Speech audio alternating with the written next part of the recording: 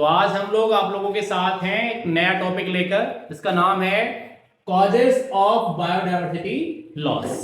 ठीक है कि बायोडायवर्सिटी लॉस के क्या क्या कॉजेस हैं जिससे बायोडायवर्सिटी लॉस होती जा रही है। कल हम लोगों ने डिस्कस किया था कि प्रीवियस जो हमारे मास एक्सटिंक्शंस हैं उनमें से नया वाला कैसे डिस्टिंक्ट है। तो आज आप एक नया टॉपिक लेकर, हम नए टॉपिक के साथ आप लोगों के साथ हैं। देखिएगा, इसे कहते हैं एबल क्वाड्रेट। एक क्वेश्चन बनता है कि एबल क्वाड्रेट क्या है।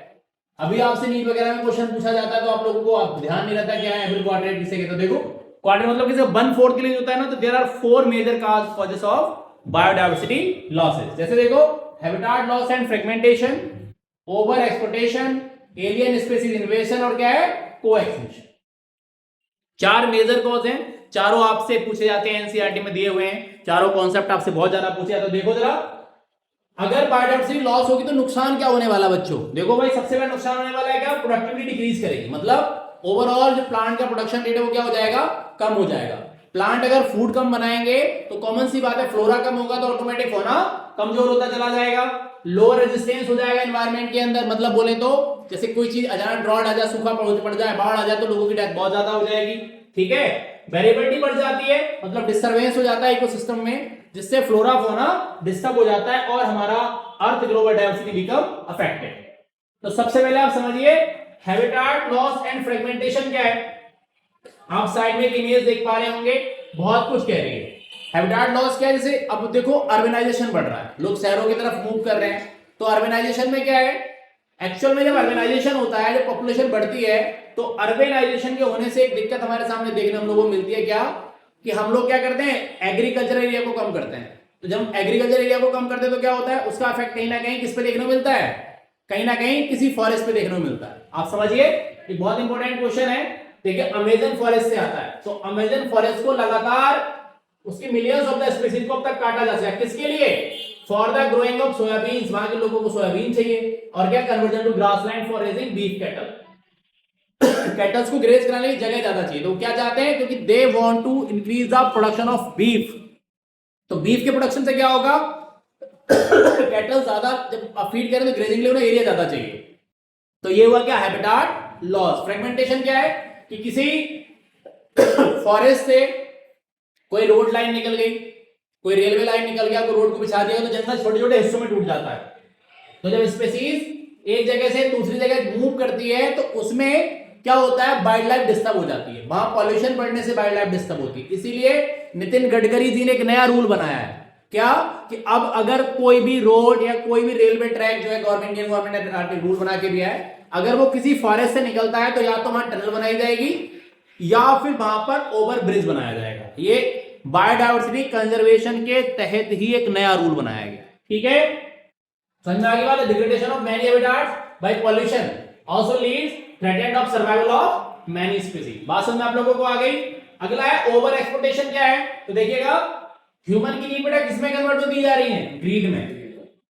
बहुत सिंपल सी बात है बेटा, हमें जितना जरूरत है अगर हम उतना ही इन्वायरमेंट से, इकोसिस्टम से लें, है ना। देखा होगा आपने कई बार किसी शादी कार्ड पे लिखा होता है उतना ही ले थाली में, व्यर्थ न जाए नाली में, है ना। फूड खराब नहीं जाना चाहिए, बहुत इंपॉर्टेंट बात है, समझ में आना चाहिए कॉन्सेप्ट। तो चीजें बेस्ट नहीं हो रही। जैसे हम लोग कहेंगे घर से 100 मीटर दूर जाना है, अपन क्या करेंगे, बाइक स्टार्ट करेंगे तब जाएंगे।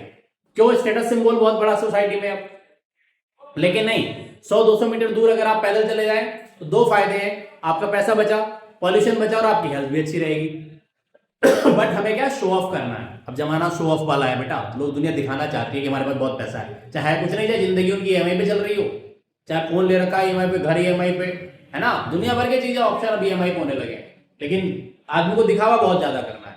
देखो एक एग्जांपल आता है, देखो यहां देखा, presently many marine species of fish endangering the continued extension of some commercially important species. है क्या, जैसे फिशरमैन होते हैं, मछुआरे जो होते हैं, पता लगा मछलियां चाहिए तो कम, वो सी से बहुत ज्यादा कलेक्ट कर लाते हैं। क्यों, बहुत सी कंपनियां ऐसी हैं जो ड्रग्स बना रही हैं, मेडिसिन बना रही हैं, तो क्या है, फिश ऑयल को निकालती है, फिश फ्लोर बनाया जाता है। तो उससे उन्हें लगता है ज्यादा इकोनॉमिक बेनिफिट हो जाएगा। मान लो चलो कल को हम नहीं रहे, पैसा कहां से आएगा, हमारा कोई और बेनिफिट लेगा, मतलब पता नहीं नेचर बना रहा है, ऐसे बहुत सारी बन रही है, तो ज्यादा से ज्यादा अमाउंट कलेक्ट कर लेते हैं। ये है नीड कन्वर्ट इनटू ग्रीड। अगला क्या है बेटा, एक कॉन्सेप्ट और आता है, देखिए अगला है एलियन स्पीशीज इन्वेजन। जैसे हमारे घर में कोई बाहरी आदमी आ जाए, एलियन कह लो, फॉरेन कह लो, है तो क्या होता है, बड़ी दिक्कत से लग रही है, कब जाएगा यार। तो सेम ऐसे ही जब किसी एरिया में कोई बाहर से स्पीसीज आ जाए, देखो लिखा है when alien species are introduced in an area some of them become invasive, मतलब पॉइजनस हो जाती है, and cause extinction of indigenous species. देखो introduction of Nile perch example बड़ा इंपॉर्टेंट है, into Lake Victoria cause extinction of more than 2000 species. कौन सी fish? चिचिड fish. और देखो हमारे एक पार्थेनियन नाम का प्लांट आया, याद होगा, इससे पॉलिनेटरी रिपोर्ट की गई, वीट के साथ आया था कांग्रेस के टाइम में, इसीलिए इसे कैरेट ग्रास या कांग्रेस ग्रास कहते हैं। लार्टेना देखा होगा आपने, अपने फ्लावर के लिए जाना जाता है, ठीक है। कारिया क्रेसेस, वाटर हाई कहते हैं, टेरर ऑफ बंगाल कहते हैं, ये सब कैसे हैं? एलियन स्पीसीज हैं। तो बेटर टेरर ऑफ बंगाल के आने से एक्वेटिक फ्लोरा फौना डिस्टर्ब हो गया है, ठीक है। तो ये सब एलियन स्पीसीज इन्वेशन है। एक है कोएक्सटिंक्शन, है ना, एक के साथ दूसरा फ्री, तू नहीं तो मैं भी नहीं, इसे कहते हैं कोएक्सटिंक्शन। से ये कहां से आता है? ये ऑब्लिगेट पैरासिटिज्म से आता है, जो होस्ट स्पेसिफिक होते हैं, कि अगर होस्ट नहीं होगा तो फिर पैरासाइट भी नहीं होगा। बात समझ में आ रही है? म्यूचुअलिज्म से आता है, जैसे फिग एंड बाज, मॉथ एंड यूका, याद है? इस कॉन्सेप्ट को हम लोगों ने पीछे भी पढ़ा है। तो आई होप सो आप लोग समझे होंगे।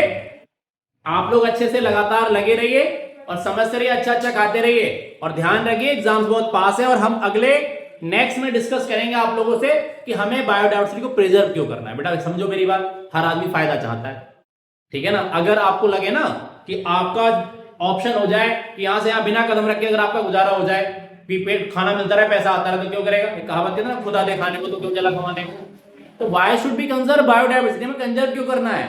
तो कल हम उसके बेनिफिट डिस्कस करने वाले, बहुत इंपॉर्टेंट आता है। इंस्टीट्यूट कंजर्वेशन क्या है, एक्सटीट्यूट कंजर्वेशन क्या है, नैरोली यूटिलिटेरियन कंडीशंस क्या है, ब्रॉडली यूटिलिटेरियन कंडीशंस क्या है, ये सारी बातें हम नेक्स्ट टॉपिक में डिस्कस करेंगे। Tata bye bye, thank you.